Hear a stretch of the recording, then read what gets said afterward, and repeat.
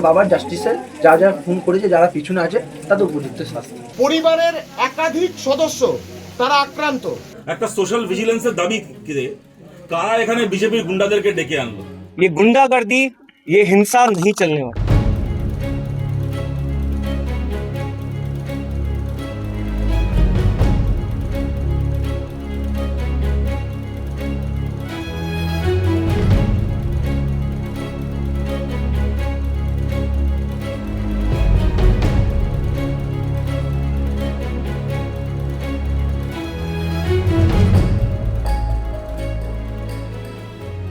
আমি আমার বাবা মা প্রায় দিনই আলোচনা করতাম, কারণ এইখানেই বসে আমার বাবা এইখানটায় ঘুমাতো, পেছনে যে এটা যেখানে ঘুমাতো, ঘুমিয়ে আমাকে বলতো যে রিক দেখ এরকম দেশের কি অবস্থা, শিক্ষা ব্যবস্থা এরকম অবস্থা, কি হবে দেশটা, এরকম চিন্তা ভাবনা আমার বাবার চিন্তা করতে পারে। ওই জন্যই আমি একটা ছোট্ট চেষ্টা করছিলাম যাতে রাজ্যে দেশের শিক্ষা ব্যবস্থা একটু উন্নতি হয়। আমি বিশাল বড় কেউ নয়, আর বিশাল আমার কানেকশন কিছু নেই, আর নেই, ঠিক আছে। আমি জাস্ট একটা নাগরিক, আমার চেষ্টা, আমার মতো সবার জন্য চেষ্টা করে দেশের শিক্ষা ব্যবস্থা ঠিক করা, ব্যাস, আর কিছু না। আর আমার বাবার জাস্টিসের যা যা খুন করেছে, যারা পিছনে আছে, তাদের উপযুক্ত শাস্তি। তুমি জাস্টিসের কথা বলো, আমার তো এখন আর নেই। परिवार का दिल बहुत बड़ा है। बंगाल सरकार में अगर थोड़ी सी भी शर्म बची है तो हमें उम्मीद है कि माफिक साहब के नाम पर, अब्दुल के पिताजी के नाम पर बंगाल सरकार एक सरकारी स्कूल बनाएगी। हम इन चारों मांगों के लिए सरकार को 10 दिन का समय दे रहे हैं। 10 दिन में अगर भाजपा के गुंडे गिरफ्तार नहीं हुए और हमारी बाकी मांगे नहीं मानी गई तो हम बांकुड़ा डिस्ट्रिक्ट के जिला दफ्तर का, जिला कार्यालय का घेराव करेंगे और तब तक पीछे नहीं हटेंगे जब तक सारी मांगे मान नहीं जाती।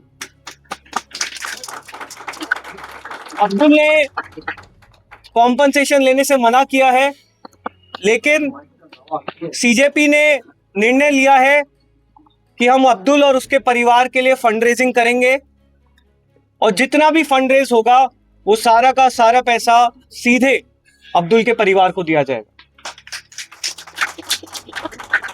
एक बार फिर से भाजपा के गुंडे, चाहे वो राजस्थान की बात हो चाहे बंगाल की बात हो, ये लोग अपनी गुंडागर्दी से बाज नहीं आने वाले।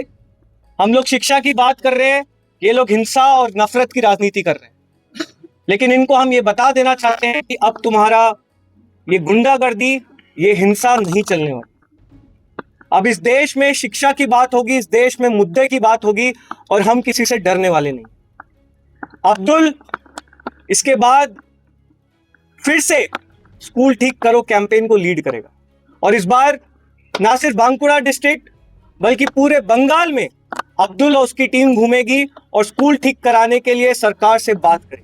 আপনারা জানেন যে আব্দুল সবার আগে স্কুলে গিয়ে স্কুলের যিনি হেডমাস্টার কাশীনাথ দে, কাশীনাথ দে, তার কাছে গিয়ে বলেছিল যে আমরা দেশ জুড়ে সিজেপির ডাকে এরকম ভাবে আমাদের এলাকার স্কুলগুলোর কি অবস্থা, সরকারি স্কুলের কি অবস্থা, তাই নিয়ে আমরা একটা সিটিজেন্স ভিজিলেন্স, আমরা একটা নাগরিকদের পক্ষ থেকে তা একটা দেখতে চাই। আমরা খালি স্কুলটা দেখতে চাই কি অবস্থায় স্কুলটা চলছে। একজন হেড স্যারকে এইটুকু কথাও বলেছিল। পরের দিন যখন স্কুলটাকে দেখতে গেল তখন ওর জন্য বিজেপির গুন্ডারা ওখানে অপেক্ষা করছে। কারা এই একটা সাধারণ একটা সোশ্যাল ভিজিলেন্সের দাবি করে কারা এখানে বিজেপির গুন্ডাদেরকে ডেকে আনলো? এখানে কাশীনাথদের ভূমিকা কি সেটাকেও খতিয়ে দেখতে হবে।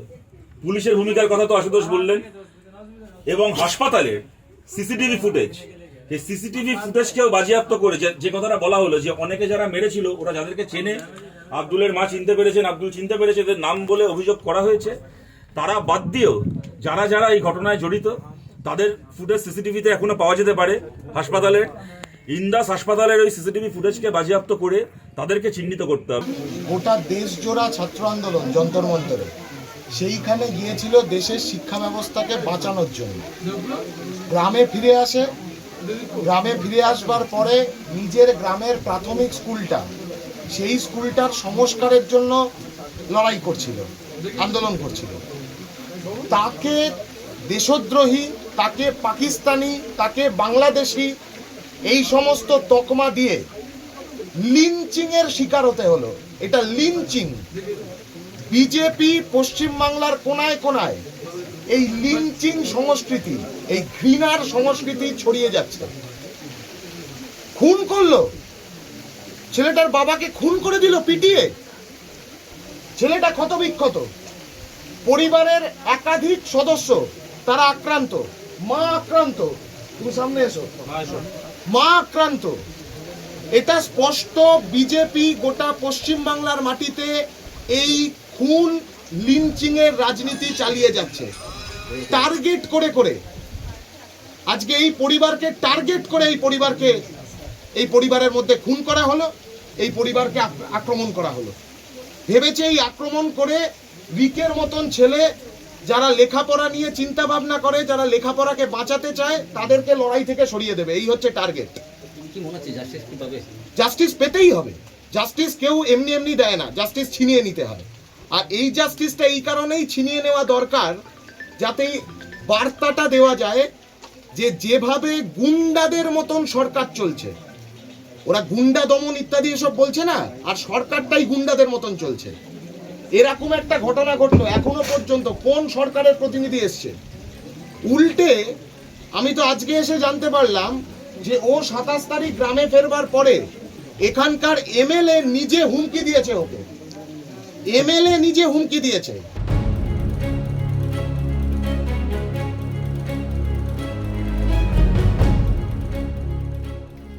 চব্বিশে যখন আগে ওই নভেম্বর ডিসেম্বরের দিকে এসেছিল ওরা, 24-এর দিকে।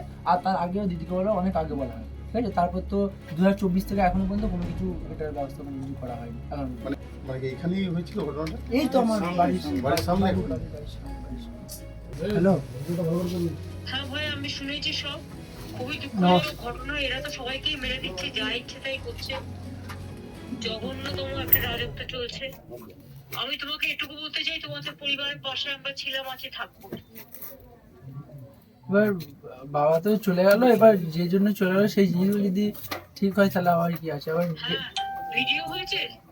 হ্যাঁ, ভিডিও করেছি। আমার ফোনটা অ্যাকচুয়ালি জানেন তো দিদি, আমার ফোনটা না ওরা নিয়ে নিয়েছিল। ফোনটা নিয়ে আমার ফোনটা এখনো পাচ্ছি না। ফোনের মধ্যে অনেক ভিডিও এবং অনেক অডিও তুমি এক কাজ করো, ফোনটা যে নিয়ে নিয়েছে, হ্যাঁ আর তোমরা যে কমপ্লেন করেছো, হ্যাঁ সেই দুটো কপি যারা গেছে তাদের হাতে দিয়ে দাও, বলো আমাকে পৌঁছাতে। হ্যাঁ। আর কালকে রাতের বেলাতে ওই কিছু ম্যাম, অ্যাকচুয়ালি অঞ্জলি ম্যাম এবং আমাদের যে বাঁকুড়ার যে এসপি সাহেব আছে, উনি ফোন করেছিলেন। ওনাকে আমি বলেছি অলরেডি।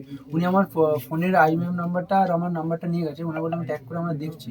আর তাছাড়া আমি ওনাকে তোমার ফোন নাম্বারগুলো, তোমার ফোনগুলো সব তুলে হ্যাঁ তুলে হাতটা সরো তো মল্লিকদা। হ্যাঁ পুলিশে তোমার ঠকিয়ে নিয়ে গেছে বাবাকে মারার সময়। হ্যাঁ এইসবগুলো কিন্তু এফআইআর লিখতে হবে। তুমি হ্যাঁ। একটা কাজ করো, সব কাগজপত্র তুলে, হ্যাঁ। সার্টিফাইড কপি তুলে, পোস্টমর্টম রিপোর্ট তুলে হ্যাঁ। তুমি আমার এখানে চলে এসো।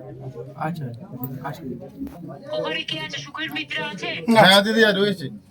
হ্যাঁ, তুমি একদম ওদের কাগজপত্র সব নিয়ে ওকে নিয়ে আমার কাছে কালকে বিকেলে চলে এসো, কাল বা পরশু।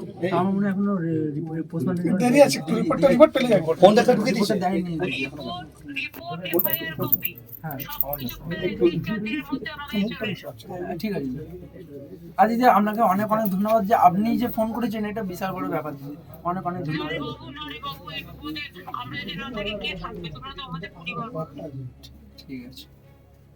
আপনি কিন্তু আপনার নিজের খেয়াল রাখবেন না দিদি। আমি খেয়াল রাখবো বাবু, কিন্তু তুমি বলবে। হ্যাঁ হ্যাঁ, একদম একদম।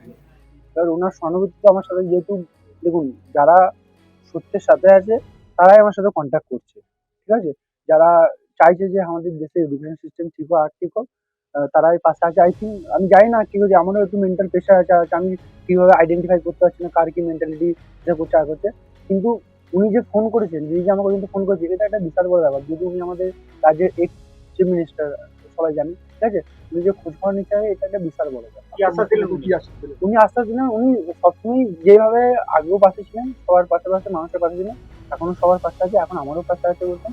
এখন উনি কি করছেন না করছেন সেটা তো আমি বলতে পারবো না, ঠিক আছে। উনি ওনার তরফ থেকে চেষ্টা করছেন না করছে, কিন্তু আমাদের যে মেন জিনিসটা, যেটার জন্য আমার বাবা মারা গেল, ঠিক করার ব্যাপার, ঠিক আছে। আই থিঙ্ক মনে হয় সেই বিষয়টা ওনারও দেখা উচিত, উনিও দেখবেন হয়তো।